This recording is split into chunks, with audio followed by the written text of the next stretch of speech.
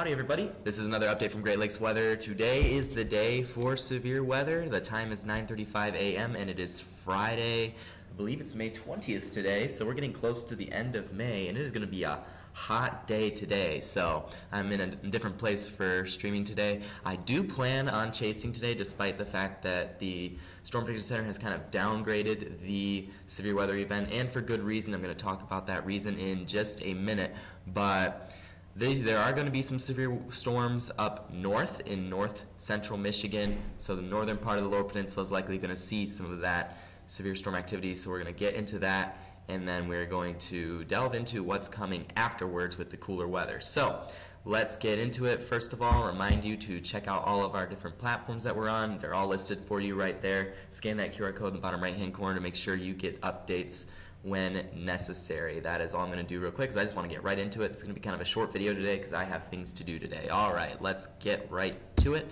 So first off, we're going to take a look at what the Storm Prediction Center is saying for today's severe weather event, and they are calling for some severe weather in parts of north central Michigan, and then a marginal risk in parts of Ohio and northern Indiana. Again, it's not a very significant risk, mainly because we have a cap in the atmosphere, okay? So a cap, I listened to Keith Thompson's live stream yesterday, and he kind of talked about this a little bit, but a cap, at the higher levels of the atmosphere, the air is actually getting warmer, and severe weather thrives off the fact that the air is getting cooler in higher levels of the atmosphere, but due to some of the changes in air in the atmosphere, we got warmer air in the upper levels of the atmosphere, which is going to contribute to hindering severe weather development across parts of the Great Lakes region today.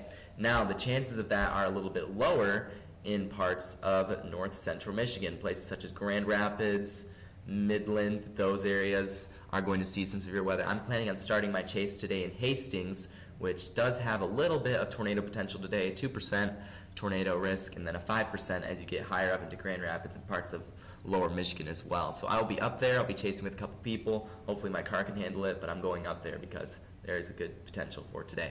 And then you've got the wind potential in north central Michigan as well, 15%. Again, severe weather risk is very minimal across many portions of the outlook area, just because of that cap in the atmosphere. That cap is really going to contribute to hindering severe weather potential today, but it is going to be increasing as you head farther north into Michigan, and then also in parts of Pennsylvania also have a 5% tornado risk as well. So a weakened risk today, but there is still a risk, and I do plan on chasing it. You'll still be able to see some good thunderstorms develop from this today, but the severe thunderstorms are going to be very isolated, but if they break through that cap and become severe, they will drive some pretty strong thunderstorm activity across parts of the area, just due to all the other dynamics really fitting together really well. So that is the current day one outlook, and then day two, we actually might see some severe weather potential as well. There's a slight risk in northern Indiana. That includes a 2% tornado risk, even across parts of Michigan. Once again, the cold front is expected to stagnate across this area here, across parts of lower Michigan, northern Indiana, northern Ohio. It's just going to sit there, dump heavy rain, and maybe drop some severe weather as well with that. So again, there's more wind and hail risk with that. Again, this cold front is just strong enough because you can see a dramatic temperature change from it.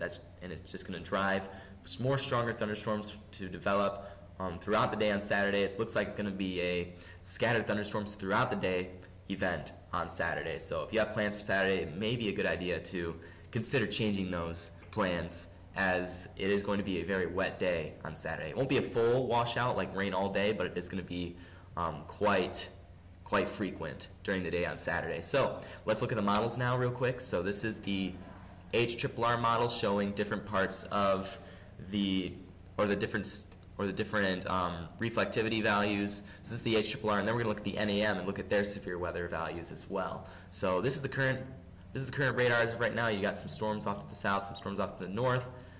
Actually, let's progress it off to this time. Okay, this is actually a more fitting time frame. This is the time that we're at right now. So you kind of have some rain showers based on the HRRR that are developing. Let's look at that on the actual radar scope application and see if that can be confirmed based on what the HRRR is saying. Can be confirmed in some spots. Yes, we have a few storm cells across parts of Illinois, parts of Wisconsin.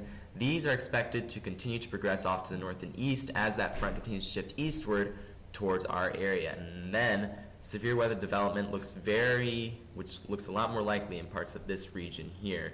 And this region right here looks like it's going to see some good tornado potential. I'm planning on starting my chase right here in about the Hastings area.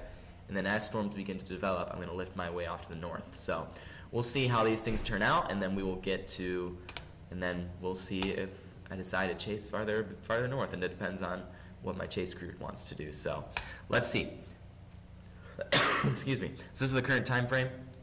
Progressing eastward, you may have some pop-up thunderstorms in places where that cap is a little bit weaker off to the north and east. Those ones shouldn't be too bad. It's the ones that come later, those pop-up cells near Midland. The HRRR is putting out some good cells near Midland that have to show some decent tornado potential.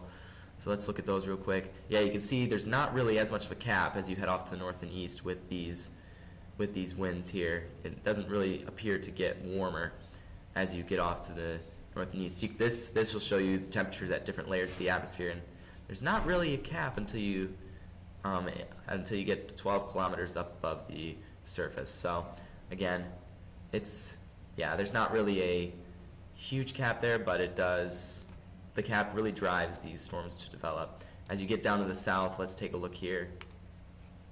Down to the south a little bit. Yeah, you could kind of see that cap there where you have that little increase in temperatures as you go off to the north right here. That's probably going to hinder some of the severe weather development. There is still good CAPE values, good instability, but that cap really will just prevent some severe weather from developing.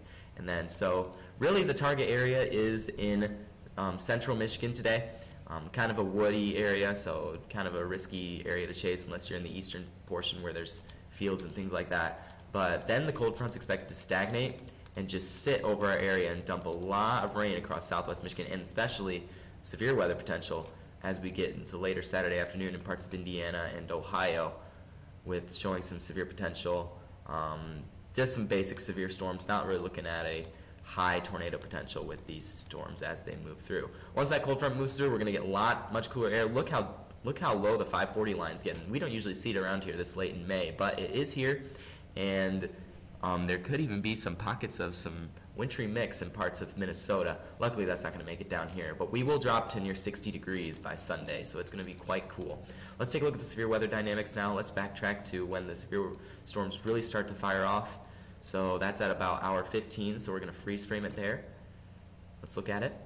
Now we'll look at the severe weather dynamics, going to surface-based CAPE, measure of instability in the atmosphere due to surface heating and amount of moisture, and CAPE values of about 3,000, which are decent enough to drive severe weather potential across parts, especially when it gets up to 4,000, where in that area where severe weather potential is most concentrated. This is right here, the next thing, is what's going to hinder development of severe storms. The CIN, which stands for Convective Inhibition, that's due to a cap that appears in the atmosphere. And really, Convective Inhibition is not really depicted super well by the HRRR, but down in Indiana and Ohio, there's a lot of inhibition inhibiting development of those storms. Let's take a look at a sounding in central Indiana real quick. Yeah, it's not really looking that great. You've got an increase in temperatures all along different portions of that graph there, so not really any severe weather potential in that region as well. Let's look at the lapse rates here.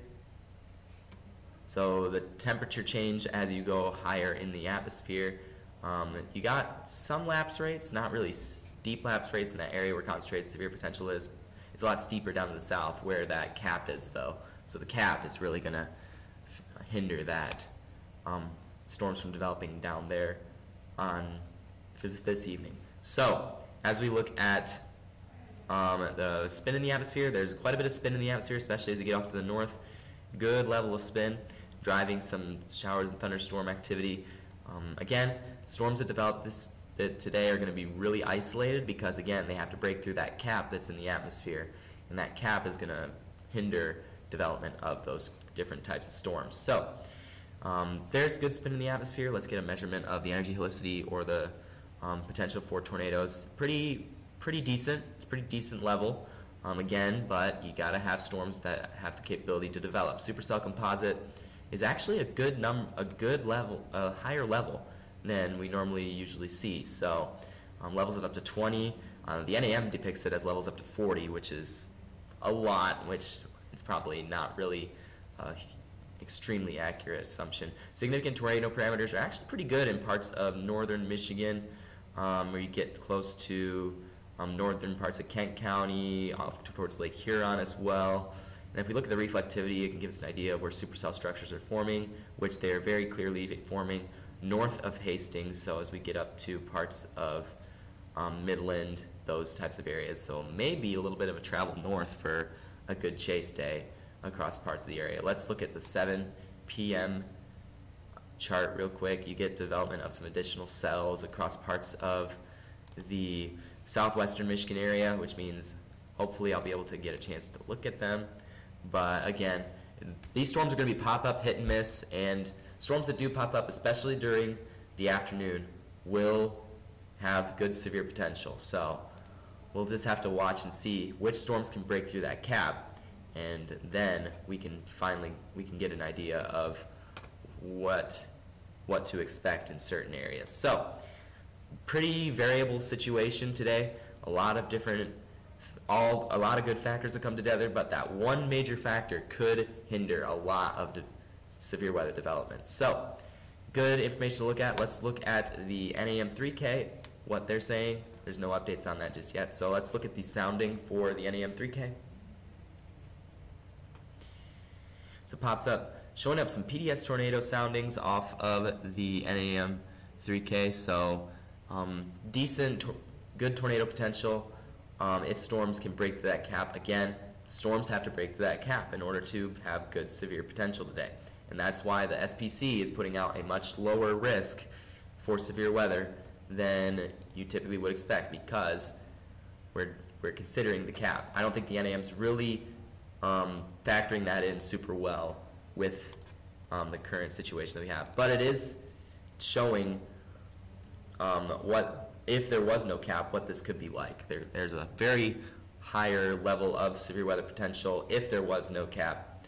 Significant tornado parameters, again, are relatively higher when we look at the NAM, because NAM does more of a worst case, or a little worst case scenario with their model runs. So it looks like it's not loading. My internet's a lot slower here, so we're trying to get some good look. But supercell composite values of 40 are quite high, but again, it's not really going to be that significant with the cap that is moving through the area right now. All right, my internet's died on me, so I think I'm going to end it there. But again, you can go to pivotalweather.com to check things out. Make sure to be checking the SPC's updates throughout the day. I think they got another update coming at about 12 or 1:30. So keep that in mind as you're looking at it. I do plan on starting my chase up in Hastings today, and then as storms begin to develop, they will move off to the north. I will begin my chase at 3 p.m. That's really the only time I can really begin it. So we'll have to just hopefully catch up to the storms as they move through at 3 p.m. All right.